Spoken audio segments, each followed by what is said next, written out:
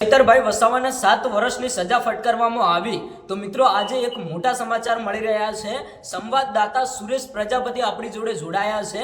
તો મિત્રો આજે એક ઘણા બધા ખુલાસા કરવા જઈ રહ્યા છીએ કે ચૈતરભાઈ વસાવાએ જે 2023 ની અંદર ગુનો કર્યો અને આજે ક્યાંક ને ક્યાંક 2026 ની અંદર ચૈતરભાઈ વસાવા, એમના પત્ની શકુંતલાબેન વસાવા અને બીજા 9 લોકોને ટોટલ એટલે કે 9 આરોપીઓને ક્યાંક ને ક્યાંક 7 વર્ષની સજા ફટકારવામાં આવી છે। તો મિત્રો આ મુદ્દા ઉપર આજે આપણે સંવાદદાતા સુરેશ પ્રજાપતિ જોડેથી ઘણી બધી વાતચીત કરવાના છીએ અને ઘણા બધા ખુલાસાઓ જાણવાના છીએ। તો કેમ છો સુરેશભાઈ પ્રજાપતિ? નમસ્કાર, જય માતાજી। હું એક ખૂબ આનંદ છું અને સૌથી પહેલાં તમારો ખૂબ ખૂબ આભાર માનીશ કે તમે તમારા પ્લેટફોર્મની અંદર અમને આવવાનું આમંત્રણ આપ્યું।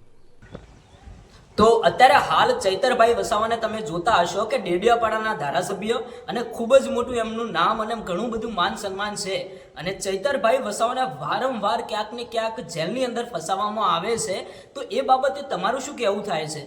જી અત્યારે ખાસ કરીને અત્યારે ગુજરાતની અંદર એક સૌથી મોટો પ્રશ્ન અત્યારે ઉત્પન્ન થયો છે અને જે સમગ્ર ગુજરાતની અંદર તમે સોશિયલ મીડિયાની અંદર જોતા હશો, ન્યૂઝ મીડિયાની અંદર જોતા હશો, એક અત્યારે મહત્વનો ડેડિયાપાડાના ધારાસભ્ય શ્રી ચૈતર વસાવાને અત્યારે જેલની અંદર પૂરવામાં આવ્યા છે અને લગભગ 7 વર્ષની જેલ એમને ફટકારવામાં આવી છે।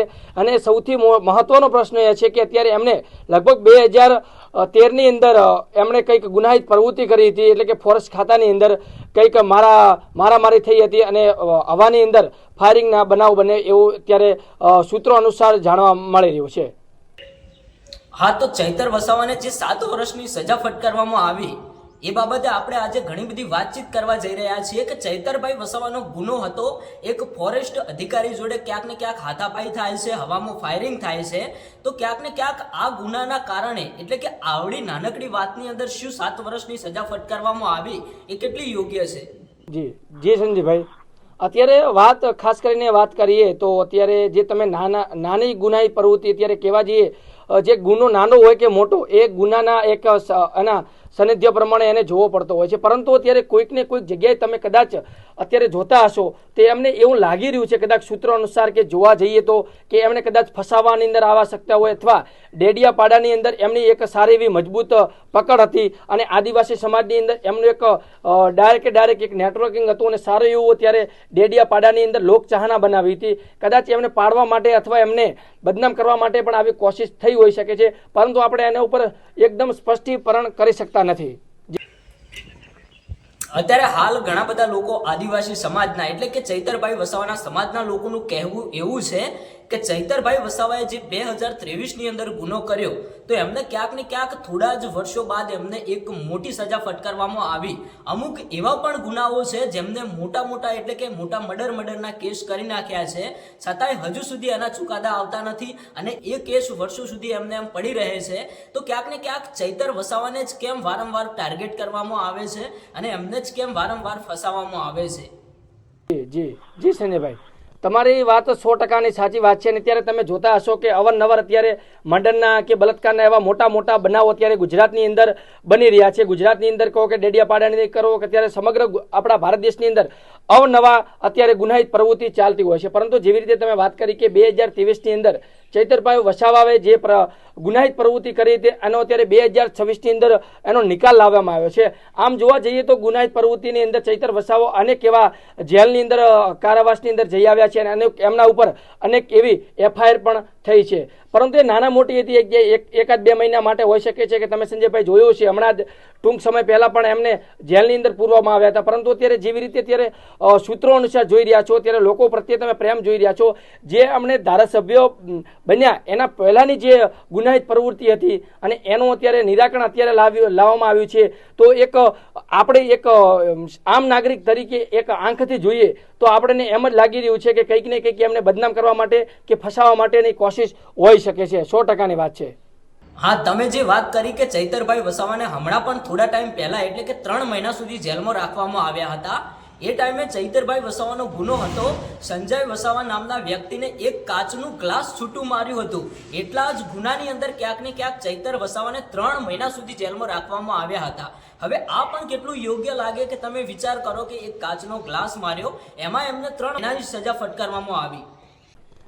જે સંજયભાઈ તમે પણ ત્યાં જોઈ રહ્યા છો, એક કાચનો ગ્લાસ આપણે કોઈ પણ વ્યક્તિને મારો તો એ કદાચ કોઈ આંખની અંદર લાગે કે કોઈ પણ પ્રકારે લાગે તો એ પણ એક જોવા જઈએ તો ગુનાહિત પ્રવૃત્તિ છે જ.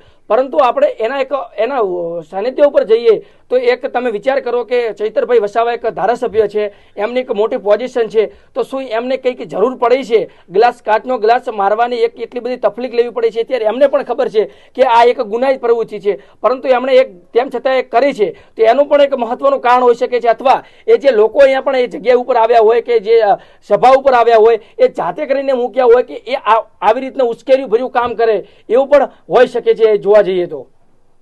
અત્યારે હાલ જે ચૈતરભાઈ વસાવાને વારંવાર જેલમાં ફસાવવામાં આવે છે, તો ક્યાંક ને ક્યાંક એમના આદિવાસી સમાજના લોકો અને ક્યાંક ને ક્યાંક ગુજરાતના દરેક સમાજના લોકોનું કહેવું એવું છે કે ચૈતરભાઈ વસાવાનું જે આમ આદમી પાર્ટીની અંદર ખૂબ જ મોટું નામ છે, એમના ડેડિયાપાડા વિસ્તારની અંદર જે લાખો મતોથી તે જીતતા હોય છે, એટલે આ એક સરકારને જોયું નથી જતું, એટલા માટે જ ક્યાંક ને ક્યાંક ચૈતર વસાવાને વારંવાર કેસ કરીને જેલમાં ફસાવવામાં આવે છે. શું ખરેખર આ વાત સાચી હોઈ શકે?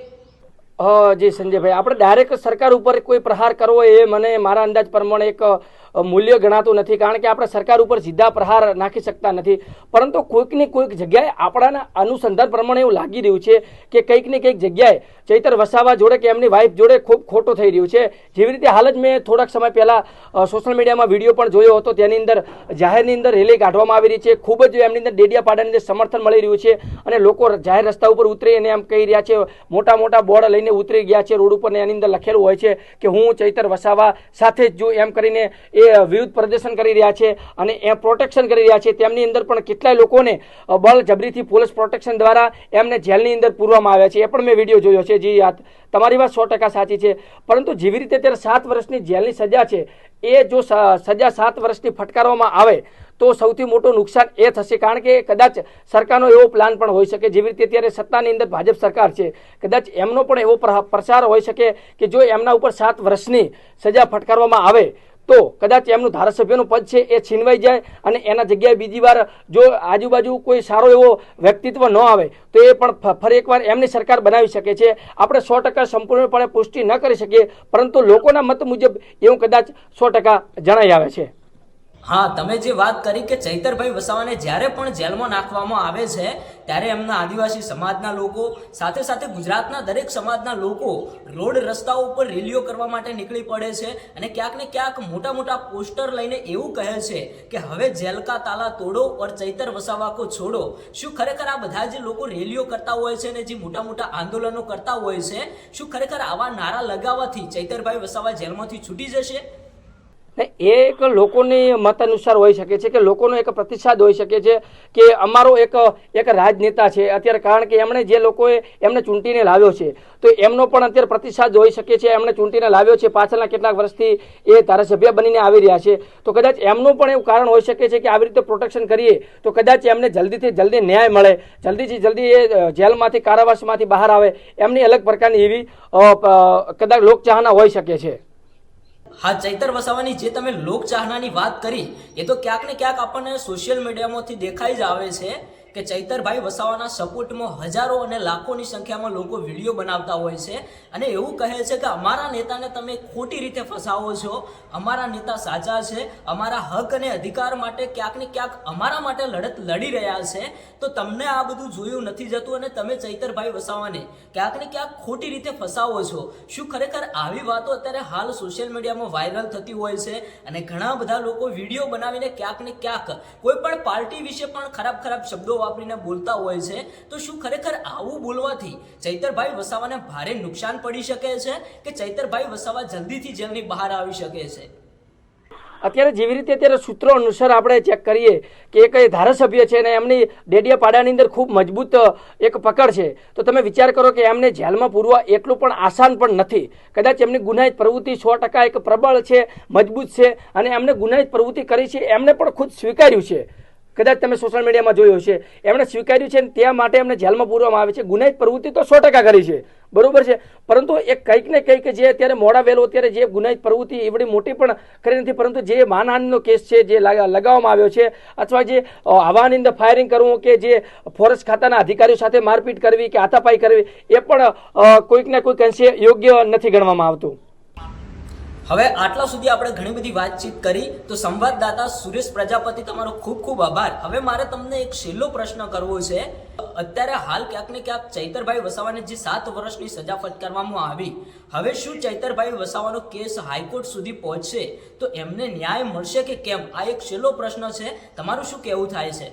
100% જો હાઈકોર્ટની અંદર કેસ પહોંચવાનો છે તો 100% તમને ખબર છે કે સર્વોચ્ચ અદાલત એટલે કે હાઈકોર્ટ છે, હાઈકોર્ટની અંદર જે પણ નિર્ણય લેવામાં આવતો હોય છે એ સર્વોપરી, સર્વમાન્ય અને સર્વગણી માનવામાં આવતો હોય છે. અને એ કોર્ટ જ્યારે જે પણ નિર્ણય લેવામાં આવશે એ 101% સાચો છે. નો ડાઉટ કે એની અંદર જે પણ આપણે આશા રાખીએ કે કદાચ જે પણ સાચું હોય એવો ન્યાય આવે, પરંતુ હાઈકોર્ટની અંદર જે પણ ઉકેલ આવશે, જે પણ પ્રશ્ન લડત લડશે, ચૈતર વસાવા હોય કે પછી સામેવાળા વ્યક્તિ જે પણ કેસ કર્યો હોય, એફઆઈઆર કરી હોય, એ પણ લડત લડશે અને જે પણ એનો નિર્ણય આવશે કદાચ એ સાચો જ આવશે. અને જે પણ આવે એને આપણે સર્વોપરી ગણી અને માન્ય રાખવો પડશે. અને જો સર્વોચ્ચ અદાલતની અંદર એમને ગુનાહિત પ્રવૃત્તિ અંદર ઠેરવામાં આવે છે તો એમને 100% 7 વર્ષની જેલ થશે. અને 7 વર્ષની અંદર જેલ થશે તો એમનું 100% રાજીનામું તો નહીં, પણ તો એને સ્થાપત જેવું પડે કે એ ધારાસભ્યની સીટ ઉપર બાકાત કરવામાં આવશે. અને એના પછી એમને 7 વર્ષ સુધી એ બહાર આવ્યા પછી પણ એમને 6-7 વર્ષ સુધી કોઈ પણ રાજનીતિકની અંદર એમને પાર્ટીની અંદર એ પોતાનો હક દાખવી શકતા નથી. તો ચૈતરભાઈ વસાવાને જે પહેલા 3 મહિનાની સજા થઈ એમાંથી એમનો કેસ હાઈકોર્ટ સુધી પહોંચ્યો હતો અને ક્યાંક ને ક્યાંક એમને હાઈકોર્ટમાંથી ન્યાય મળી ગયો હતો. તો હવે આ કેસ હાઈકોર્ટમાં પહોંચશે તો લોકોની એક માંગ છે, લોકોની એક આશા છે કે અમારા નેતાને હાઈકોર્ટમાંથી ન્યાય મળી જશે. આ બાબતે હવે તમારું શું કહેવું છે? જેવી રીતે અત્યારે અરવિંદ કેજરીવાલને પણ તમે જોઈ શકો છો કે 3 વર્ષની એમણે જેલ, એમને 10 વર્ષની જેલ હતી, પરંતુ 3 વર્ષની અંદર એમણે જેલ કાપી છે. તમને પણ ખબર હશે. અને 3 વર્ષ પછી એમનો ચુકાદો આવ્યો છે ને એ નિર્દોષ સાબિત થયા છે, કદાચ તમને ખબર હશે. એવી રીતે કદાચ એ કારાવાસની અંદર છે અને આવનારા સમયની અંદર એ પણ નિર્દોષ સાબિત થાય અથવા સમાધાન થાય તો એ વહેલા પણ પાછા આવી શકે છે. જી હા, તો ખૂબ ખૂબ આભાર સંવાદદાતા સુરેશભાઈ પ્રજાપતિ, અમારી ચેનલ સાથે જોડાવાથી અને ઘણી બધી તમે વાતચીત કરી છે અને લોકોને એક સારી માહિતી આપી છે. તો મળીએ એક નવા વિડીયો સાથે. ત્યાં સુધી સુરેશ પ્રજાપતિ, તમારું શું કહેવું થાય છે? જી, અત્યારે જેવી રીતે વાત કરીએ ત્યારે સમગ્ર ગુજરાતની અંદર કેટલી સોશિયલ મીડિયા યુટ્યુબ ચેનલ છે, પરંતુ એમાંથી નંબર 1 કદાચ હું અને જેને પ્રતિસાદ આપતો હોય, જેને અવારનવાર હું જોતો હોય ફેસબુક, ઇન્સ્ટાગ્રામ કે યુટ્યુબની અંદર RR હિન્દુસ્તાની કરીને જે ન્યૂઝ ચેનલ છે, જે 100% હું મારા દિલથી બોલી રહ્યો છું કે કોઈ સારું લગાવવા માટે નહીં, પરંતુ 100% એક સાચી અને સચોટ માહિતી તમારા સુધી પહોંચાડે છે. તો આ ચેનલને ખાસ કરીને જે પણ તમે પ્લેટફોર્મ ઉપર જોઈ રહ્યા છો તો ખાસ કરીને સબસ્ક્રાઇબ કરજો. હા, તો ખૂબ ખૂબ આભાર સુરેશભાઈ પ્રજાપતિ. હવે દર્શક મિત્રો, તમારું શું કહેવું થાય છે? આજે આપણે સુરેશભાઈ પ્રજાપતિ જોડેથી ઘણી બધી વાતો સાંભળી. હવે શું ખરેખર ચૈતરભાઈ વસાવાને ન્યાય મળશે કે કેમ? અને ચૈતરભાઈ વસાવાને તમે કઈ રીતે જોવો છો? શું ખરેખર ચૈતરભાઈ વસાવા તમારા હક અને અધિકાર માટે જે લડત લડી રહ્યા છે, શું ખરેખર ચૈતરભાઈ વસાવા ક્યારે જેલની બહાર આવશે? કોઈ પણ નવા અપડેટ આવશે તો આપણે તમને બતાવતા રહીશું. આપણી ચેનલ સાથે જોડાયેલા રહેજો. મળીએ એક નવા વિડીયો સાથે. જી, ધન્યવાદ. જય માતાજી.